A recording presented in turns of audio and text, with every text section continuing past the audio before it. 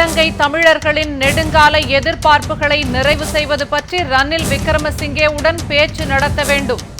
தமிழக மீனவர் பிரச்சினைக்கும் நிரந்தர தீர்வு காண பிரதமர் நரேந்திர மோடிக்கு திமுக தலைவர் கலைஞர் கடிதம்.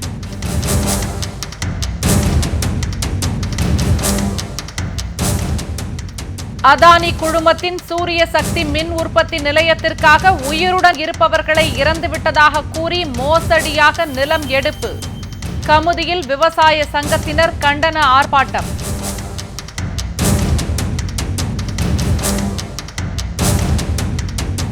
நெடுஞ்சாலைகளில் உள்ள மதுபான கடைகளை மூடக்கோரும் வழக்கு. அனைத்து மாநிலங்களுடன் ஆலோசித்து புதிய கொள்கை வகுக்க மத்திய அரசுக்கு உச்சநீதிமன்றம் உத்தரவு.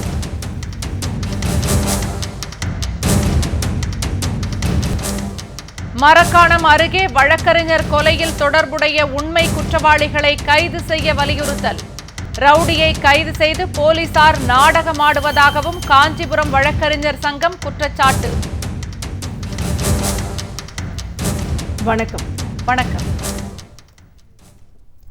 இலங்கை தமிழர்கள் தாங்கள் விரும்பும் அரசியல் தீர்வை அவர்களே தேர்வு செய்து கொள்வதற்கு ஏதுவாக ஐநா மேற்பார்வையில் பொது வாக்கெடுப்பு நடத்த வேண்டும் என்பதே திமுகவின் நிலைப்பாடு என்று திமுக தலைவர் கலைஞர் தெரிவித்துள்ளார்.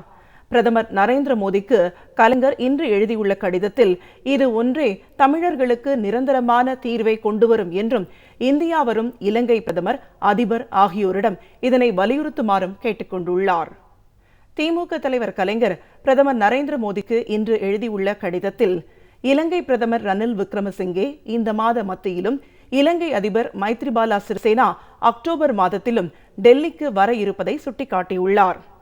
தாம் தலைமை பொறுப்பில் இருக்கும் திராவிட முன்னேற்ற கழகம் இலங்கை தமிழர்களுடைய பிரச்சினைகளுக்கு நிரந்தரமானதொரு தீர்வு காண வேண்டும் என்று மிக தொன்மை காலம் முதலே 1956ஆம் ஆண்டில் இருந்து குரல் கொடுத்து வருவதை அவர் நினைவு கூர்ந்துள்ளார். இலங்கை தமிழர்களுடைய மனக்குறைகளை தேவையான போதெல்லாம் உரிய அரங்குகளில் தகுந்த முறையில் பிரதிநிதித்துவப்படுத்தும் முக்கியமான கடமை தமக்கு உண்டு என்று கலைஞர் குறிப்பிட்டுள்ளார். ஏற்கனவே கடந்த பிப்ரவரி 13ஆம் தேதி பிரதமருக்கு எழுதியுள்ள கடிதத்தில் முன்வைத்துள்ள அம்சங்கள் கலைஞர் நினைவூட்டியுள்ளார். தமிழர்களின் பேராதரவை பெற்று அதிபராக தேர்ந்தெடுக்கப்பட்ட சிறிசேனாவும் அவருடைய கூட்டணி கட்சியினரும் தேர்தலின் போது அளித்த வாக்குறுதிகளை தமிழர்கள் நம்பினார்கள். தமிழர்கள் வாழும் பகுதிகளில் இருந்து இராணுவம் திரும்ப பெறப்பட்டுவிடும் என்றும் இராணுவத்தினரும் சிங்களர்களும் ஆக்கிரமித்துள்ள நிலங்கள், வீடுகளை திரும்ப பெற்றுவிடலாம் என்றும் இனியும் தமிழர்கள் 2ஆம் தர குடிமக்களாக நடத்தப்பட மாட்டார்கள் என்றும் சுயமரியாதையோடும் கண்ணியத்தோடும் கூடிய அமைதியான வாழ்வுக்குரிய அனைத்து நடவடிக்கைகளும் எடுக்கப்படும் என்றும் 30 ஆண்டுகளுக்கும் மேலாக நிலுவையில் இருந்து வரும் 13வது சட்ட திருத்தம் நேர்மையான முறையில் அமலுக்கு கொண்டுவரப்படும் என்றும் தேர்தலின் போது அளிக்கப்பட்ட வாக்குறுதிகள் நிறைவேறும் என்றும் தமிழர்கள் எதிர்பார்த்தார்கள் என்றும் கலைஞர் விவரித்துள்ளார். ஆனால் இன்னும் அந்த வாக்குறுதிகளை நிறைவேற்றுவதில் முன்னேற்றம் இல்லை என்பதையும் குறிப்பிட்டுள்ளார். 4வது முறையாக இலங்கை பிரதமராக பதவியேற்றுள்ள ரணில் விக்ரமசிங்கே தமிழர் பிரச்சினைக்கு அரசியல் தீர்வு ஏற்படக்கூடிய உகந்த சூழ்நிலை உருவாகி இருப்பதாக பேட்டி அளித்திருப்பதையும் கலைஞர் சுட்டிக்காட்டியிருக்கிறார். இலங்கையின் வடக்கு மற்றும் கிழக்கு பகுதிகளில் தமிழர்கள் மீள் குடியேற்றம் செய்வது, சட்டம் ஒழுங்கு பிரச்சினைகளில் மாகாண கவுன்சிலர்கள் தலையிடும் உரிமை, இந்தியாவும் ஏற்றுக்கொண்ட 13வது அரசியல் சட்ட திருத்தம் போன்ற கருத்துக்களையும் ரணில் வெளியிட்டிருப்பதை கலைஞர் பட்டியலிட்டுள்ளார்.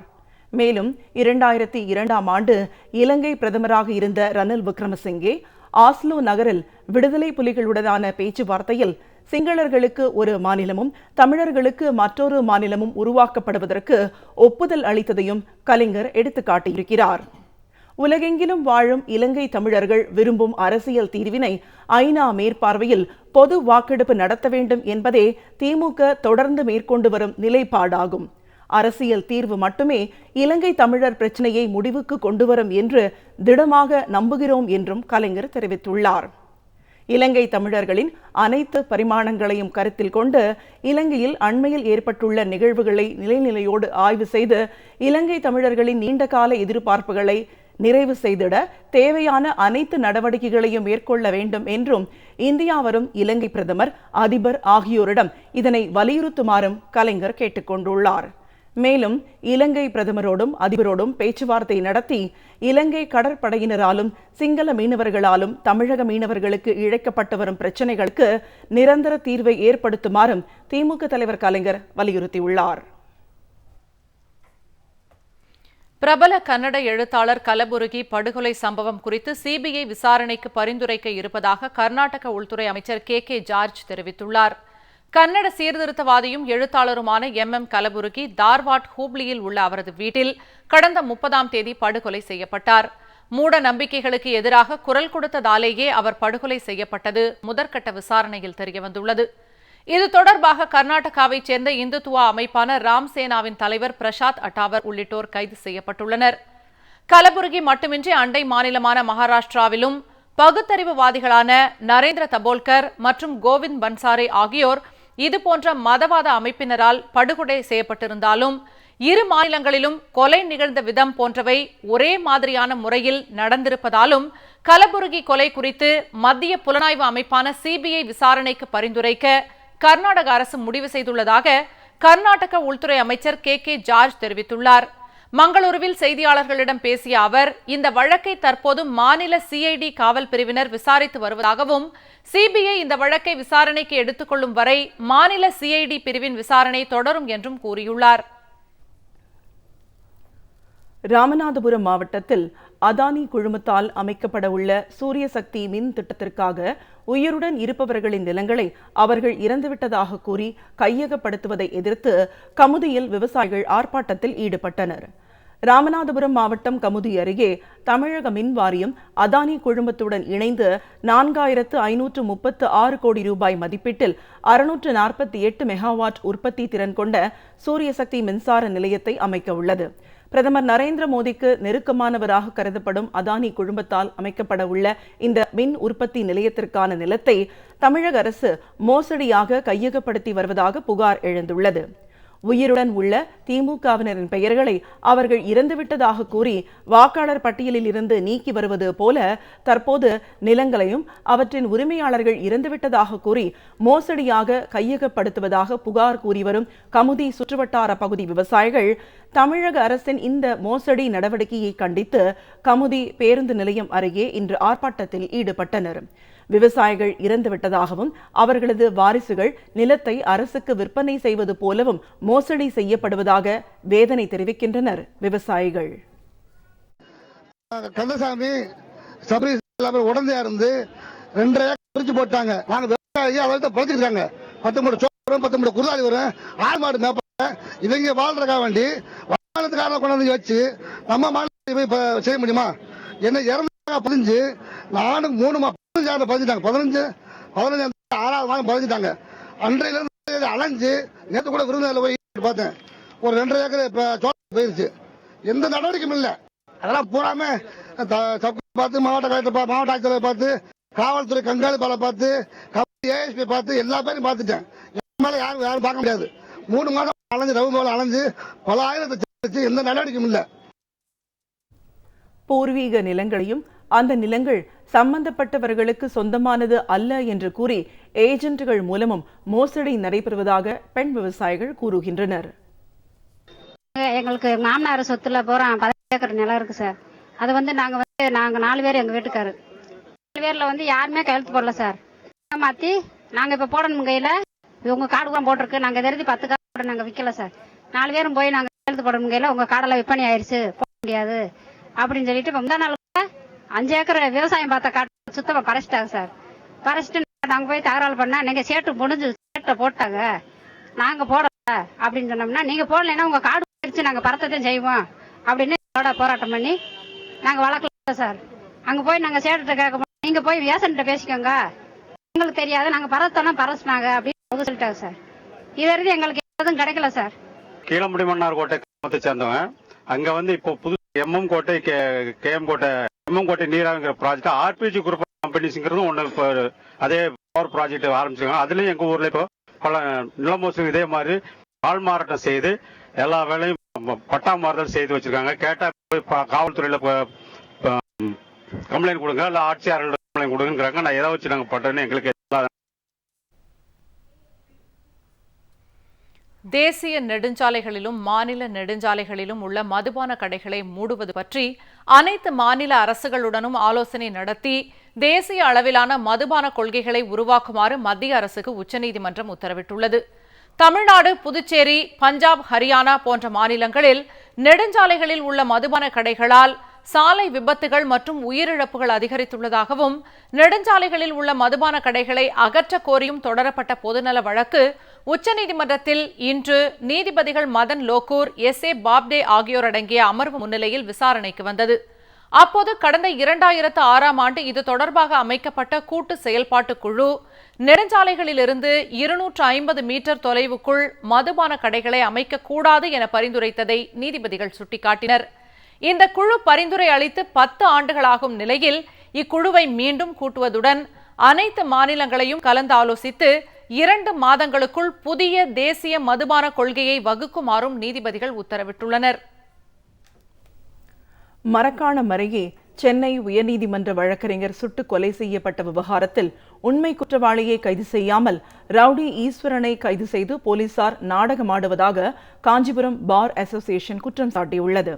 சென்னை அடையாறு எல்லையம்மன் கோவில் தெரு அவராஞ்சி அவென்யூ பகுதியைச் சேர்ந்தவர் காமேஷ் சென்னை உயர்நீதிமன்றம் மற்றும் சைதாப்பேட்டை நீதிமன்றத்தில் வழக்கறிஞராக பணியாற்றி வந்தார். இந்நிலையில் தண்டையார்பேட்டை வ.உ.சி. நகர் செல்லியம்மன் கோவில் தெருவைச் சேர்ந்த ரவுடி ஈஸ்வரனுடன் காமேஷ் விழுப்புரத்திற்கு காரில் சென்றுள்ளார். பின்னர் அங்கிருந்து புதுவைக்கு சென்று மது அருந்திவிட்டு சென்னைக்கு திரும்பிய போது இரவு 10:30 மணி அளவில் சூனாம்பேடு அருகே காமேஷ் சுட்டுக் கொல்லப்பட்டார். இது தொடர்பாக ரவுடி ஈஸ்வரனை போலீசார் பிடித்து விசாரித்து வருகின்றனர். இந்நிலையில் காமேஷ் கொலையை கண்டித்து காஞ்சிபுரம் வழக்கறிஞர்கள் இன்று நீதிமன்ற புறக்கணிப்பில் ஈடுபட்டுள்ளனர். காமேஷை கொலை செய்த உண்மை குற்றவாளியை போலீசார் இன்னும் கைது செய்யவில்லை என்று காஞ்சிபுரம் பார் அசோசியேஷன் குற்றம் சாட்டியுள்ளது. சென்னையை சேர்ந்த வழக்கறிஞர் திரு காமேஷ் என்பவர் சிலரால் சுட்டுக் கொல்லப்பட்டார் என்பதை செய்தியை அறிந்தோம். அந்த கொலையை கண்டித்து காஞ்சிபுரத்து பார் அசோசியேஷன் சேர்ந்த வழக்கறிஞர்களாகிய நாங்கள் இன்று ஒரு நாள் மட்டும் நீதிமன்ற புறக்கணிப்பு செய்வதென முடிவு செய்துள்ளோம். இந்த காஞ்சிபுரம் பார் அசோசியேஷன் நாங்கள் 300 வழக்கறிஞர்கள் இந்த போராட்டத்தில் ஈடுபட்டுள்ளோம். மேலும் இந்த கொலைக்கான உண்மையான காரணத்தை கண்டறிந்து அந்த உண்மை குற்றவாளிகளை கைது செய்து காவல்துறையினர் உரிய நடவடிக்கை எடுப்பார்கள் என நாங்கள் எதிர்பார்க்கிறோம். திமுக தலைவர் கலைஞர் நலிந்தோர் மருத்துவம் மற்றும் கல்வி உதவி நிதியாக 13 பேருக்கு 3,25,000 ரூபாயை வழங்கியுள்ளார். கலைஞர் கருணாநிதி அறக்கட்டளைக்காக திமுக தலைவர் கலைஞர் தமது சொந்த பொறுப்பில் அளித்த 5 கோடி ரூபாயை வங்கியில் வைப்பு நிதியாக போடப்பட்டு அதில் கிடைக்கப்பெறும் வட்டி தொகையினை கொண்டு மாதந்தோறும் ஏழை எளிய நலிந்தோருக்கு உதவித்தொகை வழங்கப்பட்டு வருகிறது. கடந்த ஆகஸ்ட் மாதம் கிடைத்த வட்டி தொகையிலிருந்து 13 பேருக்கு தலா 25,000 ரூபாய் வீதம் 3,25,000 ரூபாயை மருத்துவம் மற்றும் கல்வி உதவி நிதியாக கலைஞர் வழங்கியுள்ளார். இதுவரை மொத்தம் 3,68,90,000 ரூபாய் நிதி உதவி வழங்கப்பட்டுள்ளதாக திமுக தலைமை கழக செய்திக்குறிப்பில் தெரிவிக்கப்பட்டுள்ளது. RSS அமைப்பின் முழு கட்டுப்பாட்டின் கீழ் மத்திய பாஜக அரசு செயல்படுவதாக காங்கிரஸ் தலைவர் சோனியா காந்தி குற்றம் சாட்டியுள்ளார். காங்கிரஸ் கட்சியின் காரிய கமிட்டி கூட்டம் டெல்லியில் இன்று நடைபெற்று வருகிறது. இதில் உரையாற்றிய சோனியா காந்தி, எல்லை பகுதிகளில் அடிக்கடி போர் நிறுத்த ஒப்பந்தங்களை மீறி தாக்குதல் நடத்தி வரும் பாகிஸ்தான் ராணுவத்திற்கு பதிலடி கொடுக்க முடியாமல் பாஜக அரசு திணறி வருவதாக குற்றம் சாட்டினார். தேர்தல் வாக்குறுதிகளை மோடி அரசால் நிறைவேற்ற முடியவில்லை என்றும் கூறினார். நிலம் கையகப்படுத்தும் சட்ட விவகாரத்தில் மத்திய அரசுக்கு பின்னடைவு ஏற்பட்டதை சுட்டிக்காட்டிய சோனியா காந்தி, யதார்த்த நிலை தெரியாமல் இந்த அரசு முடிவெடுப்பதே இந்த பின்னடைவுக்கு காரணம் என்றார். RSS அமைப்பின் கட்டுப்பாட்டின் கீழ் மத்திய பாஜக அரசு செயல்படுவதாகவும் அந்த அமைப்பின் செயல் திட்டங்கள் மக்கள் அறிந்ததுதானே என்றும் சோனியா காந்தி விமர்சித்தார். திமுக பொருளாளர் மு.க. ஸ்டாலின் பங்கேற்கும் நமக்கு நாமே சுற்றுப்பயணத்தை விளக்கி ராமநாதபுரம் மாவட்டத்தில் 100 இடங்களில் தெருமுனை பிரச்சாரம் நடைபெறுகிறது. இதேபோல் துருப்பிடித்து போன அதிமுக அரசை கண்டித்து கிருஷ்ணகிரி கிழக்கு மாவட்டம் முழுவதும் ஆர்ப்பாட்டங்களை நடத்திட அம்மாவட்ட செயற்குழு தீர்மானித்துள்ளது. 4 ஆண்டு காலமாக செயலற்று கிடக்கும் அதிமுக அரசின் அவலங்களை விளக்கிடவும், தாய் தமிழகத்தில் திமுக ஆட்சி மீண்டும் மலர்ந்ததும் நிறைவேற்ற வேண்டிய மக்கள் கோரிக்கைகளை கேட்டறியவும் திமுக பொருளாளர் மு.க. ஸ்டாலின் நமக்கு நாமே என்ற பயணத்தை தமிழகத்தின் அனைத்து சட்டமன்ற தொகுதிகளிலும் மேற்கொள்கிறார். வருகிற 21ஆம் தேதி கன்னியாகுமரி மாவட்டத்தில் பயணத்தை தொடங்கும் ஸ்டாலின் நவம்பர் மாதம் 8ஆம் தேதி காஞ்சிபுரத்தில் நிறைவு செய்கிறார். அவரது பயணம் குறித்த தெருமுனை பிரச்சாரத்தை தென் மாவட்ட திமுகவினர் மேற்கொண்டு வருகின்றனர். ராமநாதபுரம் மாவட்டத்தில் பரமக்குடி சட்டமன்ற தொகுதிக்கு உட்பட்ட வாணிய வல்லம் கிராமத்தில் மாவட்ட இளைஞரணி அமைப்பாளர் இன்பா ரகு தலைமையில் தெருமுனை பிரச்சார மாவட்ட செயலாளர் சுபதா திவாகரன் தொடங்கி வைத்தார். இம்மாவட்டம் முழுவதும் இளைஞரணி சார்பில் 100 இடங்களில் 4 நாட்கள் தெருமுனை பிரச்சாரம் நடத்தப்படும் என்றும் அவற்றில் தலைமை கழக பேச்சாளர்கள் உரையாற்றுவார்கள் என்றும் திவாகரன் தெரிவித்தார். தளபதியார் அவர்கள் வருகிற செப்டம்பர் 30ஆம் தேதி நமது ராமநாதபுரம் மாவட்டம் முழுவதும் சுற்றுப்பயணம் செய்து மக்கள் மத்தியிலே குறைகளை கேட்டறிந்து அண்ணன் தளபதியாருடைய தலைமையில் இயங்கக்கூடிய ஆட்சி வர இருக்கின்றது. அதற்கெல்லாம் இன்றைக்கு அடித்தளமாகத்தான் தெருமுனை பிரச்சாரம் துவங்கப்பட்டிருக்கின்றது. இதற்கிடையே கிருஷ்ணகிரி கிழக்கு மாவட்ட செயற்குழு கூட்டம் மாவட்ட அவைத்தலைவர் செங்குட்டுவன் தலைமையில் நடைபெற்றது. மாவட்ட செயலாளர் சுகவனம், மாநில மகளிர் அணி தலைவர் காஞ்சனா கமலநாதன், மாநில விவசாய அணி துணை செயலாளர் டாம் வெங்கடேசன், சொத்து பாதுகாப்பு குழு உறுப்பினர் வெற்றி செல்வன், மாவட்ட ஒன்றிய நிர்வாகிகள் உள்ளிட்டோர் கூட்டத்தில் கலந்து கொண்டனர். இக்கூட்டத்தில் வாக்காளர் பட்டியலை சரிபார்த்து சேர்த்தல், நீக்கல் பணிகளை மேற்கொள்வது, துருப்பிடித்து போன அதிமுக அரசை கண்டித்து கிருஷ்ணகிரி கிழக்கு மாவட்டம் முழுவதும் ஆர்ப்பாட்டங்களை நடத்துவது என்பது உள்ளிட்ட தீர்மானங்கள் நிறைவேற்றப்பட்டதாக மாவட்ட செயலாளர் சுகவனம் தெரிவித்தார். சென்னையில் ரத்து செய்யப்பட்டுள்ள மெட்ரோ ரயில் சுரங்க பணிகளுக்கான ஒப்பந்ததாரருடன் சுமூக தீர்வு எட்டப்பட்டு பணிகளை தொடர வேண்டும் என்று சென்னை உயர்நீதிமன்றம் உத்தரவிட்டுள்ளது. தனியார் நிறுவனத்தின் வைப்பு நிதியாக 15 கோடி ரூபாயை திருப்பி அளிக்க வேண்டும் என்றும் நீதிமன்றம் தெரிவித்துள்ளது. மெட்ரோ ரயில் பணிகளுக்கான சுரங்கப்பாதை அமைக்கும் பணிகளை கேமன் என்று அழைக்கப்படும் தனியார் நிறுவனம் மேற்கொண்டு வருகிறது. இதற்காக இந்த நிறுவனம் 15 கோடி ரூபாய் வைப்பு தொகையையும் செலுத்தியிருக்கிறது.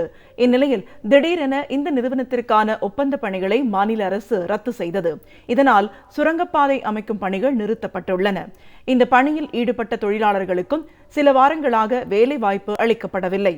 இந்த பிரச்சினை தொடர்பாக மெட்ரோ ரயில் திட்டப் பணிகளுக்கான தனியார் நிறுவனம் சென்னை உயர்நீதிமன்றத்தில் வழக்கு தொடர்ந்திருந்தது. இந்த வழக்கு விசாரணை நீதிபதி ரவிச்சந்திர பாபு முன்னிலையில் விசாரணைக்கு வந்தது. இந்த விசாரணையின் போது ஏற்கனவே மெட்ரோ ரயில் சுரங்கம் அமைக்கும் பணிகளை மேற்கொண்டு வந்த கேமன் என்ற நிறுவனத்துடன் ஏற்பட்டுள்ள பிரச்சினை குறித்து பேச்சுவார்த்தை நடத்தி தீர்வு காண வேண்டும் என்று நீதிபதி உத்தரவிட்டார். அந்த நிறுவனமே சுரங்க பணிகளை மேற்கொள்ளும் வகையில் 15 கோடி ரூபாயை திருப்பி அளிக்க வேண்டும் என்றும் நீதிபதி உத்தரவிட்டுள்ளார். ராமநாதபுரம் மாவட்டம் ஏர்வாடி தர்காவில் நடைபெற்ற சந்தனக்கூடு திருவிழாவில் வெளி மாநிலத்தவர் உள்ளிட்ட ஏராளமானோர் கலந்து கொண்டனர். ராமநாதபுரம் அருகே கோவில் திருவிழாவில் நடைபெற்ற உரியடி நிகழ்ச்சிகளையும் பார்வையாளர்கள் வெகுவாக ரசித்தனர். ராமநாதபுரம் மாவட்டம் ஏர்வாடி தர்காவில் சுல்தான் சையத் இப்ராஹிம் ஷாவின் 841வது ஆண்டு உருஸ் என்ற மத நல்லிணக்க தேசிய ஒருமைப்பாட்டு திருவிழா கடந்த மாதம் 26ஆம் தேதி கொடியேற்றத்துடன் தொடங்கியது. இந்த விழாவின் முக்கிய நிகழ்வான சந்தனக்கூடு விழா இன்று காலை 5 மணிக்கு தொடங்கியது. சின்ன ஏர்வாடியிலிருந்து ஊர்வலமாக எடுத்து வரப்பட்ட 42 அடி உயரம் கொண்ட சந்தனக்கூடு தாரை தப்பட்டை முழங்க நாட்டிய குதிரை நடனமாடியபடி யானையின் மீது சந்தனம் ஊர்வலமாக எடுத்து வரப்பட்டு தர்கா வந்தடைந்தது. அதன்பின் சிறப்பு தொழுகை நடைபெற்றது. சந்தனக்கூட்டில் பக்தர்கள் நேர்த்திக்கடனாக மல்லிகை பூவை தூவினர். அவர்களுக்கு தர்கா நிர்வாகத்தினர் சந்தனம் வழங்கினர். இவ்விழாவை ஒட்டி ராமநாதபுரம் மாவட்டத்திற்கு இன்று உள்ளூர் விடுமுறை விடப்பட்டுள்ளது. இத்திருவிழாவில் இன்றைய தினம் நிகழும் சிறப்பு பிரார்த்தனையில் அனைத்து சமூக மக்களும் கலந்து தங்களுடைய நியாயமான அதாவது ஹலாலான நாட்கள் அனைத்தையும் நிறைவேற்றி செல்வது வழக்கம். நிச்சயமாக பாதுஷா நாயகமும் தர்பாரை வந்தடையும் மக்களின் நோய் பிணிகள் அனைத்தும் இந்த நாளில் நிகழும் அற்புதமான ஒரு துவா பரக்கத்தால் துவாவின் விளைவாக அவர்களின் நாட்டு தேட்டங்கள் அனைத்தும் நிச்சயம் நிறைவேறும் என்பது ஒரு உறுதி. இதற்கிடையே ராமநாதபுரம் மாவட்டம் கொம்பூரி கிராமத்தில் தொன்மை வாய்ந்த கண்ணன் கோவிலில் கிருஷ்ண ஜெயந்தி விழாவை ஒட்டி உரியடி விழா நடைபெற்றது. இதில் பலர் கலந்து கொண்டு உரியடிக்க போட்டியிட்டனர். கண்ணன் வேடமிட்டு பங்கேற்ற பக்தர் ஒருவர் வெற்றி பெற்றார். அவர் உரியடித்ததும் பார்வையாளர்கள் கரவொலி எழுப்பியும் ஒருவருக்கொருவர் மஞ்சள் நீரை தெளித்தும் மகிழ்ச்சியை வெளிப்படுத்தினர்.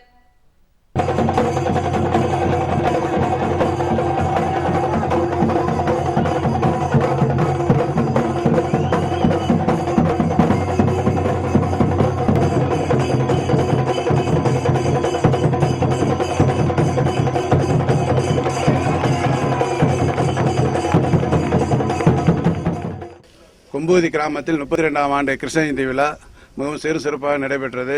வழுக்குமரம் ஏறுதல், உரியடி உற்சவம், மதுரா யாதவர் சங்க கட்டட திறப்பு விழா, ரத்த தான முகாம் மிகவும் சிறப்பாக நடைபெற்றது.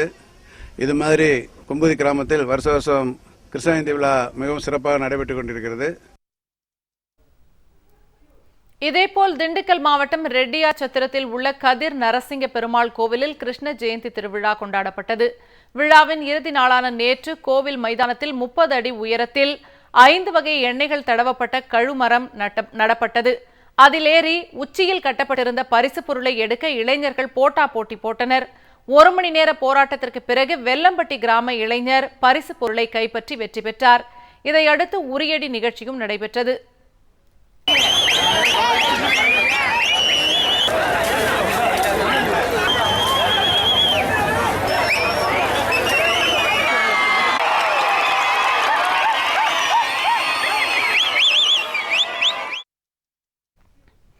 இதேபோன்று கன்னியாகுமரி மாவட்டம் நாகர்கோவில் உடையப்பன் குடியிருப்பில் உள்ள நாராயணசாமி கோவிலில் 43வது ஜெயந்தி விழாவையொட்டி கருட சர்ப வாகன பேரணி நடைபெற்றது. ஊர்வலத்தில் குழந்தைகளின் கோலாட்டம், அலியாட்டம் உள்ளிட்ட கலை நிகழ்ச்சிகள் அரங்கேறின. உரியடி நிகழ்ச்சிகளும் நடைபெற்றன. நெல்லையில் பாரத் பெட்ரோலியம் டேங்கர் லாரி ஓட்டுநர்கள் வேலை நிறுத்தம் மேற்கொண்டிருப்பதால் 5 மாவட்டங்களுக்கு பெட்ரோல், டீசல் விநியோகம் பாதிக்கப்படும் அபாயம் ஏற்பட்டுள்ளது. நெல்லை மாவட்டம் தச்சநல்லூர் பெட்ரோலிய நிறுவனங்களின் சேமிப்பு கிடங்குகள் உள்ளன. பாரத் பெட்ரோலிய நிறுவனத்தின் ஒப்பந்த அடிப்படையில் 100க்கும் மேற்பட்ட டேங்கர் லாரிகள் ஓடுகின்றன. இந்த லாரிகளின் ஓட்டுநர்கள், நிறுவன அதிகாரிகள் மற்றும் பணியாளர்களிடையே மோதல் போக்கு நீடித்து வருகிறது. ஓட்டுநர்களை பாரத் பெட்ரோலிய நிறுவன பணியாளர்கள் அவமதிப்பு செய்வதாக கூறப்படுகிறது. இது தவிர காவல்துறையிடம் 6 மாதங்களுக்கு ஒருமுறை நன்னடத்தை சான்றிதழ் வாங்கி வருமாறும் நெருக்கடி தரப்படுகிறது. கடந்த சில மாதங்களில் 25 ஓட்டுநர்கள் வேலையை விட்டு சென்றுவிட்டனர். இதனால் டேங்கர் லாரி ஓட்டுநர்கள் வேலைநிறுத்த போராட்டம் மேற்கொண்டுள்ளனர். 102 லாரிகள் ஓடவில்லை. இதனால் நெல்லை, கன்னியாகுமரி, தூத்துக்குடி, விருதுநகர், தேனி மாவட்டங்களுக்கு பெட்ரோல், டீசல் கொண்டு செல்லப்படும் பணி பாதிக்கப்பட்டுள்ளது. ரஷ்யாவுக்கு ஏற்றுமதி நிறுத்தப்பட்டதால் பாதிக்கப்பட்ட விவசாயிகளுக்கு 50 கோடி யூரோ உதவித்தொகையை ஐரோப்பிய ஆணையம் அறிவித்துள்ளது. முன்னதாக நிதியுதவி கோரி விவசாயிகள் நடத்திய போராட்டம் வன்முறையில் முடிந்தது. உக்ரைனில் கிரீமியா மாகாணத்தை இணைத்துக் கொண்டதை அடுத்து ரஷ்யாவுக்கு எதிராக ஐரோப்பிய யூனியன் பொருளாதார தடைகள் விதித்தது. இதனால் ஐரோப்பிய நாடுகள் ரஷ்யாவுக்கு ஏற்றுமதியை நிறுத்த வேண்டியதாயிற்று. அதன் தொடர்ச்சியாக பால் மற்றும் விவசாய விலை பொருட்களின் விலை உள்நாட்டில் வெகுவாக சரிந்தது. இதனால் விவசாயிகள் பெரும் நஷ்டம் அடைந்தனர். பாதிப்புக்கு நிவாரணம் கோரி பெல்ஜியம் தலைநகர் பிரசல்ஸில் 5000க்கும் மேற்பட்ட விவசாயிகள் திரண்டனர். 1000 டிராக்டர்களுடன் அவர்கள் வந்தனர். போராட்டத்தில் ஈடுபட்டவர்கள் மீது கலவர தடுப்பு காவல்துறையினர் தண்ணீரை பீச்சி அடித்து விரட்டியடித்தனர். இதற்கிடையில் விவசாயிகளுக்கு 50 கோடி யூரோ உதவித்தொகை வழங்க ஐரோப்பிய யூனியன் வேளாண்மை கவுன்சில் முடிவு செய்துள்ளது.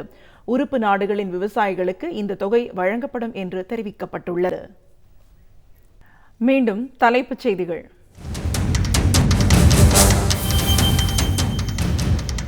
இலங்கை தமிழர்களின் நெடுங்கால எதிர்பார்ப்புகளை நிறைவு செய்வது பற்றி ரணில் விக்ரமசிங்கேவுடன் பேச்சு நடத்த வேண்டும். தமிழக மீனவர் பிரச்சினைக்கும் நிரந்தர தீர்வு காண பிரதமர் நரேந்திர மோடிக்கு திமுக தலைவர் கலைஞர் கடிதம்.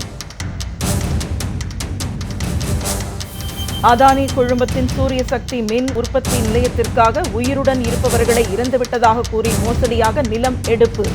கமுதியில் விவசாய சங்கத்தினர் கண்டன ஆர்ப்பாட்டம். நெடுஞ்சாலைகளில் உள்ள மதுபான கடைகளை மூடக்கோரும் வழக்கு. அனைத்து மாநிலங்களுடன் ஆலோசித்து புதிய கொள்கை வகுக்க மத்திய அரசுக்கு உச்சநீதிமன்றம் உத்தரவு. மரக்காணம் அருகே வழக்கறிஞர் கொலையில் தொடர்புடைய உண்மை குற்றவாளிகளை கைது செய்ய வலியுறுத்தல். ரவுடியை கைது செய்து போலீசார் நாடகமாடுவதாகவும் காஞ்சிபுரம் வழக்கறிஞர் சங்கம் குற்றச்சாட்டு. இத்துடன் இந்த செய்தி அறிக்கை நிறைவடைந்தது. வணக்கம்.